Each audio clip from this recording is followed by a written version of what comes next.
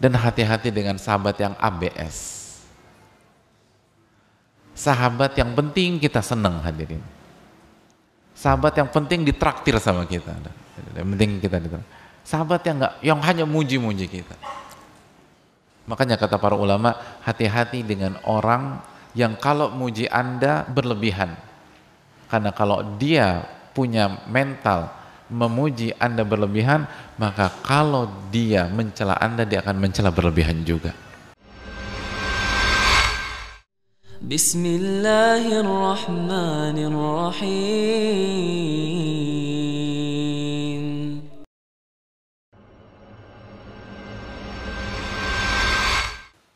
Kita harus punya waktu bersama saudara dan sahabat yang soleh.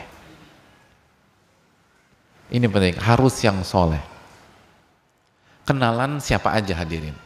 Nabi SAW juga punya interaksi dengan orang-orang munafik.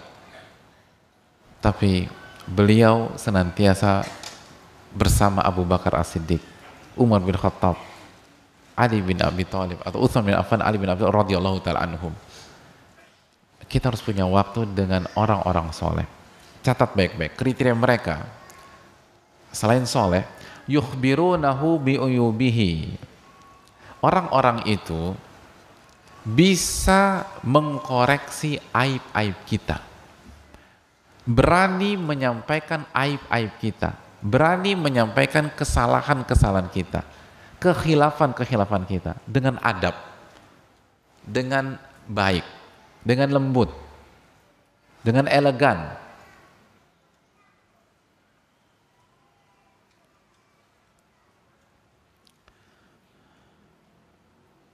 Wa yuhadditsunahu an dzati nafsihi. Dan orang-orang itu bisa ngebacain diri kita, bisa memprofiling kita, hadirin. Mas, kamu tuh kekuatan kamu tuh di sini gitu.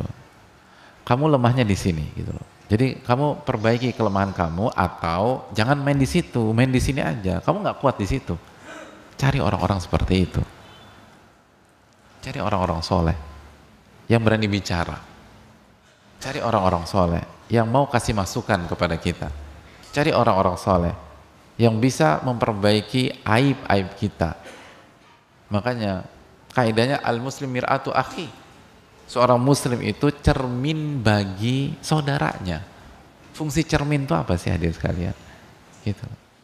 Kalau baju kita kusut, peci kita agak miring, cermin dibenerin lagi, dilurusin. Itu fungsi cermin. Fungsi cermin adalah memastikan bahwa penampilan kita tepat, baik. Nah, fungsi sahabat itu demikian. Dan hati-hati dengan sahabat yang ABS. Sahabat yang penting kita senang, hadirin. Sahabat yang penting ditraktir sama kita. Yang penting kita ditraktir. Sahabat yang hanya muji-muji kita. Makanya kata para ulama, hati-hati dengan orang yang kalau muji Anda berlebihan. Karena kalau dia punya mental memuji Anda berlebihan, maka kalau dia mencela Anda, dia akan mencela berlebihan juga. Hati-hati, jangan senang, bahaya orang kayak gitu. Cari orang yang bisa memberikan masukan kepada kita. Dan ini penting. Kata para ulama, almaru ibnu bi'atihi. Seseorang itu anak dari lingkungannya. Seseorang itu anak dari lingkungannya. Kualitas kita itu setelah taufik dari Allah Subhanahu wa taala sangat ditentukan oleh dengan siapa kita bergaul, hadirin. Dengan siapa kita bergaul. Makanya kata para ulama seperti Syekh Saleh Al-Utsaimin hafizahullahu taala, kata beliau, fayahtaju talibul ilmi ila mu'asyarati ghairihi minat tullab. Seseorang penuntut ilmu itu butuh bergaul dan berinteraksi dengan penuntut ilmu. Jadi kalau ditanya, jadi dengan siapa saya harus bersahabat Pak Ustadz? Dengan penuntut ilmu. Yang maksudnya orang-orang yang punya karakter menuntut ilmu. Mungkin dia bukan santri, dia bukan santriwati, tapi karakternya, tapi sikapnya, dia adalah pembelajar sejati. Kalau bicara sama dia itu nggak keluar dari dalil, terlepas secara langsung maupun tidak langsung, nggak mau bermaksiat. Kalau bicara nggak tertarik ngomongin orang, nggak tertarik bicara aib orang, tapi lebih saling nasihat menasehati, saling memberikan masukan. Sebagaimana tadi kata para ulama, dia bisa kasih tahu kekurangan kita, kekhilafan kita, kesalahan-kesalahan kita untuk kita perbaiki. Cari itu. Makanya kaidah besar hadirin sekalian. Kata para ulama seperti Syekh Saleh, wala yahsunu biqasidil ula illa intikhabu suhbatin salihatin tu'inuhu. Maka bagi orang yang punya mimpi besar, mimpi yang tinggi, dia tidak akan berhasil meraih mimpinya kecuali dia punya sahabat yang soleh yang senantiasa membantu dia. Itu poin. Jadi jangan pernah berpikir kita akan berhasil tanpa sahabat yang soleh. Kita butuh sahabat yang soleh.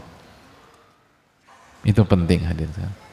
Makanya Nabi SAW bersabda apa? Ar-rajul ala dini khalili. Seseorang itu di atas agama sahabat dekatnya. Falyanzur ahadukum man khalil. Maka perhatikan dengan siapa dia bersahabat dekat. Khalil itu bukan hanya sekedar kenal. Khalil itu hubungan yang sangat dalam. Itu hadis yang disampaikan oleh diriwayatkan Abu Daud dan Tirmidzi rahimahumullahu taala. Seseorang itu hadirin di atas agama sahabat dekatnya, itu. Sahabat dekatnya. Maka perhatikan dengan siapa dia bersahabat. Makanya Ibnu Mas'ud hadirin sekalian pernah mengatakan begini, "I'tabirur rajula biman yusahib."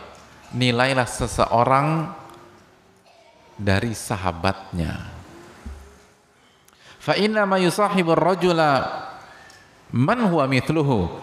Karena seseorang itu bersahabat dengan yang setipe dengan dia. Makanya ulama mengatakan kalau pengen tahu orang itu siapa sih, anil mar'i la yus'al anhu sal an sahibihi. Kata para ulama, seseorang itu kalau kita ingin tahu siapa dia, kita tidak harus tahu detail tentang dia, tapi opsi lain cek siapa sahabatnya, ya begitulah dia. Begitu. Penting, apalagi kondisi sekarang. Cari sahabat hadirin, dan harus punya waktu. Harus punya waktu. Nabi SAW itu sibuk, tapi selalu punya waktu dengan para sahabat beliau. Sallallahu alaihi wasallam. Selalu demikian.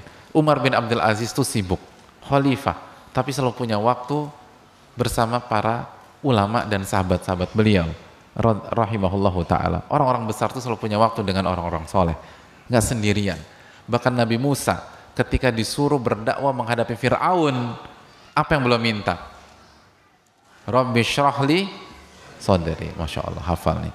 Wa yassirli wahlul uqdatan yafqahu waj'alli. Kok diam? Ada bagus tadi tuh. Kenapa tiba-tiba diam? Pak Ustadz, sampai situ dulu Pak Ustadz. Setelah enggak. Waj'alli waziran min ahli Haruna akhi. Ya Allah, jadikanlah salah satu keluargaku sebagai teman seperjuanganku. Kalau boleh request ya Allah, saya request Harun ya Allah. Harun. Nabi Musa nggak mau berjuang sendirian. Nabi Musa alaihissalam nggak mau berjuang sendirian. Kok kita berjuang sendirian hadirin? Kok kita istiqomah sendirian? Sehebat itukah iman kita? Sedalam itukah ketakwaan kita? Ini Nabi Musa kalimullah, manusia yang diajak bicara oleh Allah alaihissalam. Nabi Musa salah satu ulul azmi minar rusul, 5 terbaik hadirin. Maunya sama Nabi Harun, nggak mau sendirian. Pertanyaannya, bagaimana dengan kita? Nabi SAW hidup dengan para sahabat beliau.